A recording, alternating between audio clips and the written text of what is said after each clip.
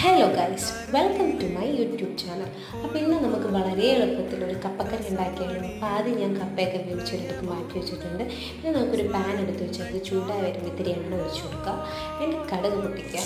എന്നിട്ട് സവാള, പച്ചമുളക്, വേപ്പില ഇതൊക്കെ ഇട്ടൊന്ന് വഴറ്റി കൊടുക്കുക. ഇത് വഴന്ന് വരുമ്പോഴത്തേക്കും മുളക് പൊടി, മഞ്ഞൾപ്പൊടി ഈ രണ്ട് പൊടികൾ മാത്രമേ ഞാൻ ഉപയോഗിക്കുന്നുള്ളൂ. ഇതിൻ്റെ ഒരു പച്ചമുളക് മാറി വരുമ്പോഴത്തേക്കും വേവിച്ച് വെച്ചേക്കുന്ന കപ്പ ആഡ് ചെയ്ത് കൊടുക്കുക. എന്നിട്ട് ഈ ഒരു പരുവത്തിലെടുക്കുന്നവർക്ക് ഈ ഒരു പരുവത്തിലെടുക്കുക. ഞാൻ പക്ഷേ ഇത്തിരി ചാറായിട്ടാണ് എടുത്തേക്കുന്നത്.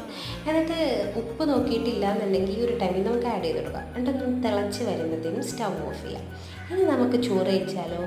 അപ്പോൾ ഞാൻ ഇത്തിരി കപ്പക്കറി എടുത്തിട്ടുണ്ട്, പിന്നെ ചെമ്മിപ്പുളി അച്ചാർ, പിന്നെ ഒരു ഓലത്ത്, പിന്നെ സവാള ചമ്മന്തി ഇതെല്ലാം കൂടിയിട്ട് നന്നായിട്ട് കുഴച്ച് ഇത്തിരി കഴിച്ച് നോക്കുക ഗൈസ്. നല്ല ടേസ്റ്റ് ഉണ്ടായിരുന്നു.